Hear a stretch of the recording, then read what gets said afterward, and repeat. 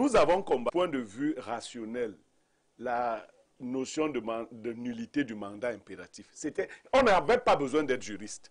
On avait juste besoin de regarder les us. Non, d'être humble. Non, les us. Le pape du droit vous a dit que c'est possible. Maintenant, on peut interpréter ça comme une stratégie politique et on passe. Ça n'en est pas C'est mon moment. C'est mon moment. Alors, si nous considérons qu'aujourd'hui, le président du MRC, l'ex-président du MRC a été... Vous avez de la peine, hein, à l'appeler l'ex-président du MRC. Oui, parce que je viens de l'apprendre. Donc, tu ne savais pas qu'il a démissionné. Donc, on va commencer à appeler M. Kamto ancien militant du MRC. Oui, je viens de l'apprendre et je l'ai appris de sa propre. Mais ça sonne mal, hein, alors, dans les oreilles. Disons aussi que les manipulations que je vois dans la loi, qui tentent de dire qu'il faut avoir démissionné à tel moment... Est-ce que la loi le dit? Est-ce que la loi ne le dit pas? Permettez que moi je parle de mon point de vue. C'est ce que j'ai posé comme préalable. Si parfait... Bon, laissons parfait ici, je vais parler de moi. Oui. Non, parle de moi. Non, je parle de moi. Je m'appelle Niémé-Pierre Blériot-Paulin. Je suis directeur général adjoint d'Info TV. Si la loi prévoit que pour que ma démission soit actée, il faudrait que je la présente à Dieu donné 20, 2 semaines et autres. Si Dieu donné 20 constate que je suis derrière Equinox, c'est que j'ai démissionné. C'est-à-dire, vraiment... Vous parlez là de la loi. Je parle de la loi. Je dis ceci, et qu'on se comprenne. Cette loi ne peut mettre... Vous pouvez me laisser parler. Cette loi ne peut m'être opposable que si on veut la retourner contre moi-même. Je veux dire quoi? Si vous dites que vous avez chassé Maurice Kamto du MRC, c'est vous qui êtes tenu... Vous me laissez, c'est vous qui êtes tenu de respecter toutes ces étapes. Pour quitter le MRC, vous allez défendre ce que vous avez à défendre, je vais exposer ce que j'ai à exposer. Maurice Kamto a tout à fait le droit de démissionner du MRC contre la volonté du MRC. Mais c'est pas ça le Ou non, c'est le problème. On ne peut pas le simple fait de s'encarter ailleurs. Qui a refusé? Lui vaut démission dans le du MRC. Oui, selon l'article 18 voilà. du règlement. Donc Maurice Kamto est déjà membre du Manidem. Oui. Voilà. Oui. À partir de là, vos autres stratégies là, non. Vous allez faire le faux. Je veux dire aux Camerounais ici que si vous pensez que vous allez organiser une élection présidentielle au Cameroun sans Maurice Kamto, si c'est votre but, vous avez raté. Vous allez organiser l'élection au Cameroun avec Maurice Kamto. Vous allez organiser l'élection présidentielle au Cameroun avec Maurice Kamto. On peut l'organiser sans lui. Vous allez l'organiser. Non, on ne vous a pas dit ce qui se passera. Il ne se passera rien. Vous allez... Je ne sais pas. S'il vous plaît, il n'y a même pas l'euro va chuter. Donc vous allez organiser, il n'y aura pas de la même façon. Vous allez me laisser parler parce que sinon vous ne parlerez plus aussi. De la même façon que vous avez dit ici que Biya, si on a peur de Biya, vous avez peur. Non, vous avez aussi peur de Kamto. Il y a la loi, monsieur. Non, vous avez aussi peur de Kamto. Vous allez donc accepter d'affronter Maurice Kamto. Si ne vous faites pas peur, laissez-le compétir. Kamto va compétir. Kamto a déjà... Je dis que... S'il vous plaît. Battre le président Paul Biya à une élection présidentielle est la chose la plus facile. Ah bon? Oui. Démontrez-nous cela. Oui, Paul Biya est impopulaire. Ah, vous avez fait un sondage? C'est mon point de vue. Quelqu'un d'autre pense qu'il est très populaire. C'est un point de vue. Les sondages, on ne les fait même pas au Cameroun. Donc, il est très impopulaire, première chose. Deuxième chose, les Camerounais même qui l'aimaient estiment qu'ils lui ont donné tout le temps nécessaire. Pas besoin de continuer à lui en donner, puisque lui-même n'en a plus besoin. Vous avez causé avec lui? Non, il n'en a plus besoin. Bon, je sors du deuil. J'étais enterré légal de Paul Biya, qui était le patriarche de ma famille. On l'appelait notre pape. Lui, il m'avait dit, Niémé, prenez la relève. Il avait tous ses sens.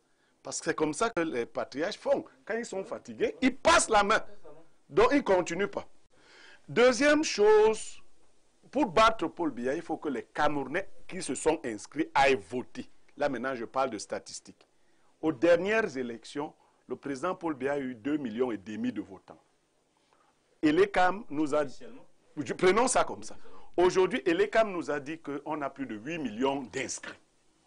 Si ces 8 millions vont s'inscrire, même si Paul Biya reconduit ces 2,5 millions, or la courbe montre que depuis 2011, il décroît. Il avait 3 millions, il est à 2 millions, il a perdu à peu près 1,2 million. Et c'est dans sa propre équipe qu'on a pu nous donner ces chiffres. Si on continue, on lui enlève encore 1 million seulement, il a 1,5 million. Deux candidats peuvent battre Paul Biya, c'est-à-dire Paul Biya peut se retrouver troisième. Ça, c'est mon étude à moi. Mais je veux aller plus loin. Le docteur Fridolin Nke a invité Elimbi Lobe à un esprit de rassemblement. Il a dit même quelque chose qui était très bien.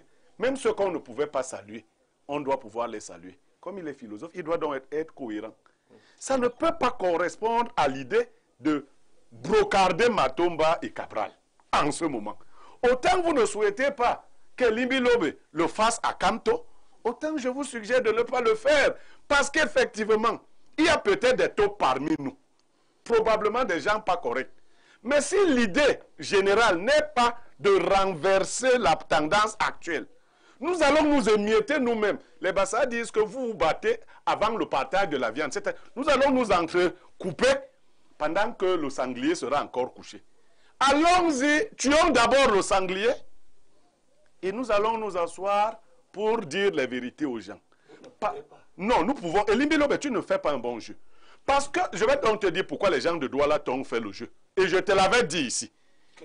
Qu'ils allaient te doubler. Et Kane a mis un plan pour te doubler, je vais te dire. Il savait que tu as une grande détestation de Kamto. Il a dit, on va aller avec toi, comme si on est en train de travailler. Alors qu'on est en train... Mais il n'en avait pas besoin. Non, il en avait besoin. Parce que ça coquinait de toi quand tu présentes une grande détestation de Kamto. C'est couper l'herbe au pied à ceux qui pensent qu'on peut avoir un autre projet possible. Parce que toi, tu allais là-bas, n'est-ce pas? Pour dire qu'il faut tout le monde sauf Kamto. Non, c'est pas ça. Non, tu l'as dit. Quand tu es cohérent. Non, ce n'est pas ça. Non, tu ne peux pas investir. Est-ce que tu peux investir? Oui, je suis allé là-bas. Oui. Pour rassembler ceux qui sont conformes à la loi. Sauf Kamto. Kamto. Il est conforme. Oui. S'il était au moment des faits. Non, il est conforme. Non, parce qu'effectivement, nous devons imaginer une opposition aussi large que possible. Non. Moi, j'ai toujours dit ici je que... Moi, on dit donc la même chose. J'ai dit les gens savaient que c'est pas ta position, non? Pas d'attelage disparate. Très bien, voilà. nous disons dans la même... Ils ont donc estimé que c'est toi qui devenais pour eux un attelage disparate dans un obstacle. Ils t'ont donc fait ce jeu-là.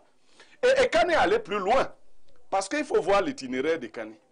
Et Kane estimait que même Sambaka pourrait lui causer des obstacles. Or, Sambaka n'a pas un appareil pour investir.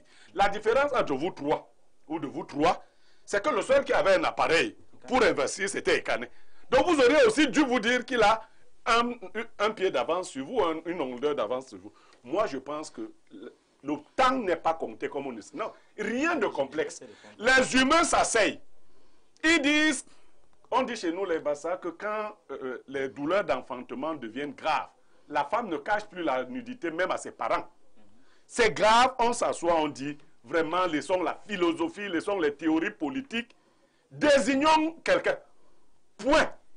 Ne pensez pas que ceux qui ont désigné s'aimaient trop ou qu'ils avaient trop philosophé. Ils ont juste trouvé une urgence. Sonko, au fond de sa prison, aurait pu demeurer égoïste que Diomaye ne serait pas président. Mais il a fait preuve de grandeur. Donc nous ne pouvons pas dire une chose et son contraire. Nous pouvons faire feu de tout bois pour atteindre cet objectif. Le peuple camerounais attend que l'opposition lui montre au moins un candidat de large consensus. Merci Pierre. J'ai une impression que Paul Biya est devenu le Chronos camerounais. Ça veut dire quoi? Le roi de l'Antiquité, dans la mythologie, là, qui a mangé tous ses enfants pour se préserver au pouvoir. Dieu merci, ce n'est pas le cas. Et c'est le cas. Alors, nous sommes dans une situation où Paul Biya a bouffé tous ses potentiels, ce qu'il lui percevait comme des adversaires, mais ses potentiels successeurs, ce qui devait en fait perpétuer son héritage s'il en avait un. Donc, sachant qu'il n'a pas d'héritage à laisser, il a donc mangé tous ses enfants. Prison Konengi, exil, tout cela. Ceux qui sont allés à Conakry, ce n'était pas pour faire des détournements de deniers publics? Ah, tous détournent, donc on peut pas rentrer dans ce jeu-là. Parce que les vrais détournements sont dehors. Bon, alors, on est dans une situation où, lorsque un jeune, mon ami et frère, Télé, on a décidé ça, ça peut paraître sensationnel, mais c'est fondamental, c'est le cri de ras-le-bol. Vous savez, j'étais lundi passé, j'avais demandé expressément à rencontrer le ministre Grégoire Ouna. Et là, nous sommes vraiment au RDPC. Je suis parti le voir, j'étais courroucé.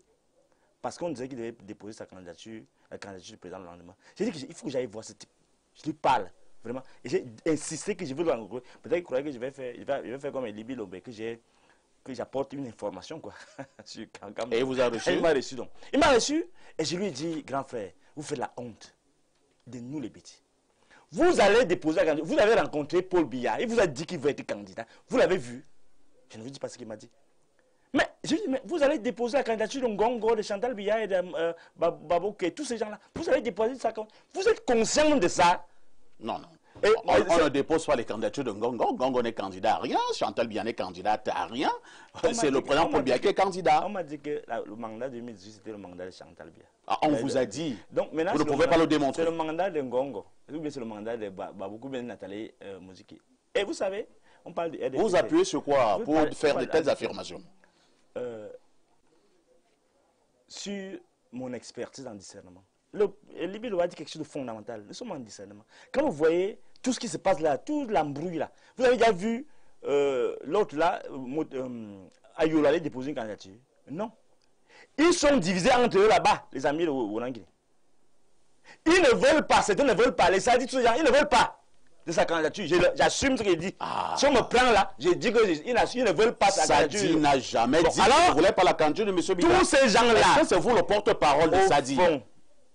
Moi, je suis un expert en discernement. Je ne vais pas vous dire, confier mes choses. Je n'invente rien. Je pars de l'analyse des faits, et des expériences réelles. Ce que je dis là, c'est la vérité absolue, 100%. Son 50-50 là, c'est le 100% de non. Bon, alors, ça, c'est l'autre soir. Bon, alors, ils sont nombreux comme ça. Ils vont faire le déni là pour jouer parce que les gens sont fatigués. Ça dit, tous ces gens disent que, mais, celui qui a droit là, il s'appelle le ministre justice là, j'oublie toujours. Laurent Esso. Laurent Esso. Mais quand même, vous ne pouvez pas laisser un gamin comme ça qui arrive hier, là, il commence à faire le désordre, il fait tout ce qu'on voit là, tout le monde se connaît. Et vous le laissez, il décide sur votre instruction. Un ministre d'État ne peut pas être un gamin. C'est un homme d'État. Ah, je ne sais pas de qui vous parlez, mais vous voyez que... Bon, qui est un gamin? C'est tout un désordre qui se passe à la présidence maintenant. Donc, les gars, ils ont pris le pouvoir, ils ont séquestré le président. J'assume ce que je dis. Et le président Biya n'a jamais dit qu'elle allait déposer la candidature. Il n'a jamais dit ça. Si on me prend, on me dit, montre la candidature. Je dis non, Biya mais a dit... pourquoi le président Biya ne fait donc pas un démenti? Justement, parce que c'est faux. Biya n'est plus avec vous. Biya est dans une autre dimension. Le grand frère a dit là, que non, Biya n'est plus avec vous dans vos trucs là. Il a dit, bon, prends, alors comme vous incitez, prenez. Il voulait partir d'abord en 2018. On lui a dit non, laisse, il faut que madame, quand même, avec les enfants, si on fait, il faut qu'on arrange. Moi, je vous dis ce qui s'est passé. Alors, vous avez des affirmations, pour moi, qui ne reposent sur aucun fondement. Après, si vous ne pouvez pas facilement le démontrer. Vous savez que je suis en philosophie. La philosophie, c'est la science de la vérité. Donc, je ne vous donne pas le détail. Je vous dis que j'ai des infos. J'ai des infos. Je suis l'homme le plus renseigné de la République. Même le gars DGR là, je suis plus renseigné que lui. Ah bon? Oui. Donc, alors, allons sur les choses sérieuses. Donc, nous sommes dans un désordre organisé au niveau du RDPC. Il y a un camp qui dit que non. Il y a un camp qui dit vraiment, on va tout faire parce qu'on n'a pas le choix. Parce que tout le monde, on doit produire la famille. Je vous relance, docteur. Oui. Allons droit au but, pour que nous puissions être au même niveau d'information. Il y a un débat qui a quand même cours. Peut-être pas très profond, mais le débat existe quand même. Beaucoup qui estiment même que, au sens de la loi électorale, la candidature du président Paul Biya crée problème. Vous partagez cet avis? Je suis d'accord. Est-ce que vous pouvez le démontrer? Vous parlez même, vous allez même trop loin. Je vous ai dit ici, ce pays est gouverné actuellement par 2 pères de sang et un gourou. Nathalie me dit que c'est moi qui a... Non. Bon, alors, on ne peut pas le démontrer. On ne peut pas le démontrer, mais... Alors, pourquoi je dis ça? Parce que la loi... Vous savez, depuis 2 jours, 3 jours, j'ai réfléchi. Qu'est-ce qui se passe là? Comment la loi a pu nous faire ça? J'ai découvert, ça c'est le scoop. À dehors de cette histoire-là qu'on a dit que, bon, quand vous êtes du candidat, le grand prof Oulangui va nous expliquer les dispositions de la loi dans ce sens-là, quand il y a 2 candidats, on invalide un candidat. Bon. L'autre chose, c'est que moi, j'ai découvert que la loi exclut Paul Biya. À quel niveau? Je vous lis l'article 118 du Code électoral, la loi de 2012, là. Je cite, ce que la loi nous permet de voir. Parce que la loi, c'est l'expression de la volonté générale. La loi dit, sont inéligibles les personnes qui, de leur propre fait, se sont placées dans une situation de dépendance ou d'intelligence vis-à-vis d'une personne, d'une organisation ou d'une puissance étrangère ou d'un État étranger.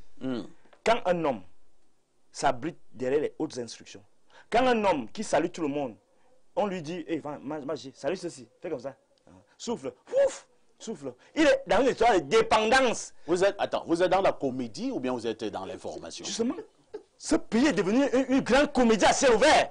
Où un président de la République, un chef de l'État qui doit donner les orientations, s'abrite derrière les hautes institutions. Donc vous voyez pas que c'est une insulte à notre puissance en tant que leader de la sous-région. Et vous croyez qu'on s'amuse quand il dit ça? Ces gens se moquent de nous. Ces juifs-là se moquent de nous. Et c'est pourquoi je vais répondre à M. Ouranguinessi. Ici, pour l'instant, le professeur Ouranguinessi n'a rien dit. Hein? Non. La dernière prise de parole, il a dit quelque chose qui était totalement déplacé. Ok. Il dit que, là, il suit qui? Il ne suit pas un leader croulant. Il dit qu'on ne doit pas suivre, les coalitions ne doivent pas se faire sur la base d'une figure. Mais vous dites quoi là? Sur la base des valeurs, les organisations, vous avez d'abord quelle valeur là-bas? Vous allez parler de quelle valeur? On suit un leader. Les histoires on dit là que l'Afrique n'a pas besoin des leaders, des hommes forts, machin. On a besoin des hommes forts, monsieur. Aucun État au monde ne peut s'imposer, sauf en dehors de l'exemplarité de son leader. Ici, actuellement, ici et maintenant, on va suivre les leaders qui s'imposent là. Je comprends mon grand frère Limbi Lobé, il a vraiment eu une haine, je n'ai pas dit sanguin, mais c'est vraiment sanguinaire, comme on dit au village. Contre Kamto. C'est pourquoi il nous joue là, il dit que ils sont compromis, il faut l'argent, quand ils discutent l'argent. Non, on va mettre un terme à ça, on va dire aux gens, vous êtes choisis pour conduire, parce que le président est inéligible. Et on va dire à celui qui est au conseil constitutionnel là, il s'appelle qui là? Monsieur Clément Atangana. Je refuse de retenir le nom. Clément Atangana. On va lui dire que ce monsieur est dépendant de Ngongo, de Chantal Biya et de la bande. Vous avez des affirmations presque gratuites qui ne reposent sur aucun fondement. Non, je ne sais pas que vous avez raison. L'autre chose, c'est pourquoi je vais dire aussi à mon frère Niemek. Vous avez dit quelque chose que non, comme j'ai dit, je me contredis en disant qu'il faut exclure Cabral et Matumba. Dans l'absolu, vous les avez appelés de plaisantins. Vous les avez traités de plaisantins. Oui, et j'insiste sur ça. Parce que, vous voyez... Dans l'absolu, j'ai raison, il faut préciser. Non, je précise pourquoi je dis ça. Parce que vous croyez que ce sont des opposants. Vous croyez que ce sont des opposants. Vous êtes sûr que Kamto est opposant? Non, attendez, laissez-moi d'abord. Non, vous voulez... Non, ne changez pas le débat. Je sais qu'il y a trop de manipulation du pouvoir. Il a pris 1 milliard. Ça, c'est des histoires. Laissez les gens se déployer. Même appliquer de la même loi à Cabral. Alors, voici ce qui se passe. Oui. Quelqu'un te dit que lui, il est proposant. Il n'est pas opposant. Il est proposant. Il dit sa bouche, il te le dit. Tu crois qu'il blague? Quelqu'un te dit que, attends, je me finance.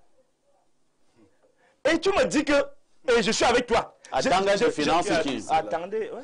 Mais pourquoi vous allez au clé? Non, les informations. Je t'informe donc. Attends, je finance qui? Je peux parler. Allez-y. Voilà, il ne m'interrompt pas, pardon. 2 minutes. Attends, des finances qui? Matumba. J'ai décidé d'aller soutenir sa candidature. Attends, des finances Matumba. En 2018. Je veux parler maintenant, vous m'arrivez. Je vous dis donc, je vous informe donc que quand je décide que non, il faut la jeunesse, je pars donc vers Matumba. Je passe vers Cabral. Je dis que voilà, ici maintenant là, on ne blague plus. Les vieux là doivent partir. Il faut qu'on ait. Et on est là, on essaie de travailler. J'ai même un Mercedes à sa disposition. On va dans les villages. Un jour, il me dit non, vraiment, il faut aller mollo. Moi, si tu as un problème, si on a un problème ici sur le terrain, on va voir, c'est un type qui me finance. Donc, et moi, je peux tomber des nues quand Matumba me le dit. Alors moi, je viens vers lui, et j'ai décidé de porter la liste des municipales à Obala avec son parti. J'étais scandalisé, mais il ne fallait plus reculer. Il fallait que j'avance. Et ce qui m'a choqué, c'est qu'au niveau du contentieux électoral... Est-ce que vous avez les preuves de vos affirmations? Voilà que je veux donner les preuves, tu m'interromps. Oui, c'est au niveau du conseil, lorsque je n'ai pas fait le contentieux électoral, ces partisans du pouvoir, que sont Matumba et Cabral Libé, l'un d'eux, Matumba, refuse de me donner les procès-verbaux, parce que c'est lui le leader. Il refuse de me donner les procès-verbaux. Je suis là, je traite des jours, il me manipule, il est occupé, il a fait ceci. Voilà des gens qu'on doit exclure, parce qu'ils ne sont pas dans les vraies oppositions. Nous voulons des gens sérieux. Il ne faut pas que cette dispersion de voix, monsieur Niemek. On ne veut pas de dispersion de voix, c'est par rapport à ça que je le dis. Il faut qu'on soit concentré à l'essentiel. On doit exclure ces plaisanteurs et viser. Et on dit aux gens là, les Kamto, Anissa et Kane, ceux qui seront retenus, que tu ne seras même pas retenu, on va choisir quelqu'un. Très bien. Les histoires vont raconter là qu'on ne peut pas, il faut son compromis, ils cherchent l'argent, ils vont arrêter de chercher l'argent s'ils cherchent l'argent, mon frère Limbi Lombe. Si c'est Kamto qu'on décide qu'on va suivre, on va le suivre. Et vous n'avez pas. C'est le peuple qui donne l'argent aux politiciens. Ce n'est pas le politiciens qui attend l'argent du régime. Il faut arrêter cela, mon grand frère. C'est compris. Non, on passe à la parole. Le pays est en une situation où si on blague, on va encore avoir 43 ans. Après le mandat de Biya, après le mandat de Chantal Biya, il y aura le mandat. Non, il n'y a pas de mandat de Chantal Biya. On l'arrête maintenant. Il n'y a pas de mandat. Je pense qu'il faut raison garder. Il faut raison garder. Le RDPC a des statuts. Les statuts du RDPC sont clairs sur qui peut être le candidat du Rassemblement démocratique du peuple camerounais à l'élection présidentielle. Il n'y a aucune discussion possible. Personne ici ne sait que M. Léon Teller Onana ait été élu ou même désigné d'une autre manière comme président national du Rassemblement démocratique du peuple camerounais. C'est le président national du Rassemblement démocratique du peuple camerounais s'appelle M. Paul Biya. Entre-temps, quand même, le congrès n'a pas été organisé. Ça ne veut rien dire. On prend les textes. Le congrès, normalement, il est organisé tous les 5 ans. Oui. Mais le bureau politique peut proroger la période. Pour l'instant, est-ce que le bureau politique s'est réuni? Le bureau politique l'a fait. Il a même donné mandat à Paul Biya d'être à la tête du RDPC, juste à ce que les instances du parti soient renouvelées. Donc, vraiment, ça, c'est un faux débat. Ce bureau politique s'est réuni. Je dis, c'est un faux débat. C'est un débat qui n'a même pas de sens. C'est un débat qui n'a même pas de sens. Je suis très amusé. Et puis ensuite, maintenant, si vous prenez la procédure, si vous prenez la procédure, chaque candidat va donc présenter sa lettre d'investiture et de présentation. Et on va donc voir qu'il a habilité. Bon, si M. Léon Teller Onana a présenté dans sa lettre d'investiture, on saura donc quelle est l'instance du RDPC Professeur, entre-temps quand même, qu'il a désigné en tant que tel.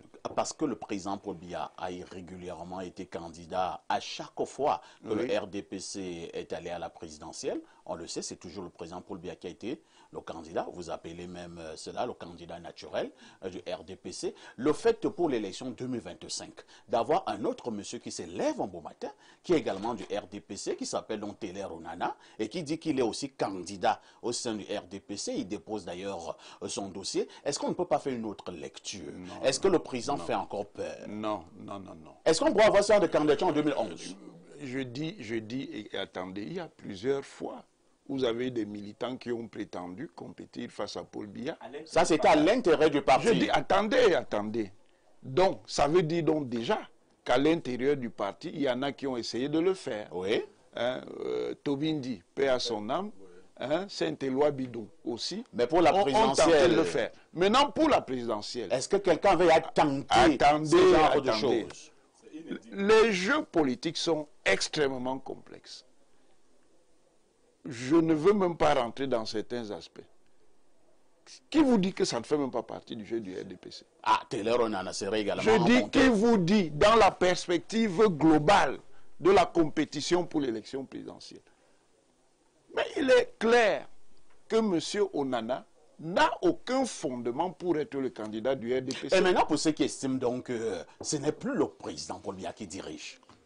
Ça, c'est des fantasmes. Ah bon? Je crois que quand on est rationnel, on s'appuie sur des choses qui sont fondées.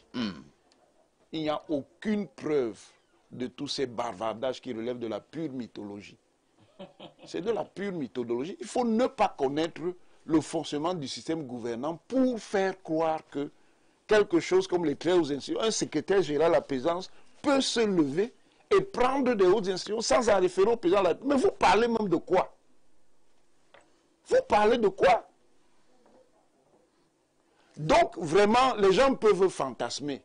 Ils sont libres de fantasmer. Et en l'occurrence, je ne sais pas si les fantasmes là, ça relève du discernement. Ça ne relève en rien du discernement. Ça ne relève en rien du discernement. Donc, en réalité, encore une fois, on a là une tempête dans un verre d'eau. Hein, ça veut dire que ce dossier-là sera balayé parce qu'il n'y a aucun élément. Les gens confondent la réception des dossiers et la validation. Non. On peut déposer un dossier, même si le dossier même est incomplet. On dépose. Maintenant, ceux qui reçoivent peuvent apprécier, donc votre dossier incomplet, on ne le prend pas. Ils peuvent même dire qu'ils laissent, sachant qu'au bout du compte, le dossier sera invalidé. Donc, il y a beaucoup de gens là dehors qui dansent parce que les gens ont déposé des dossiers de candidature. Attendons.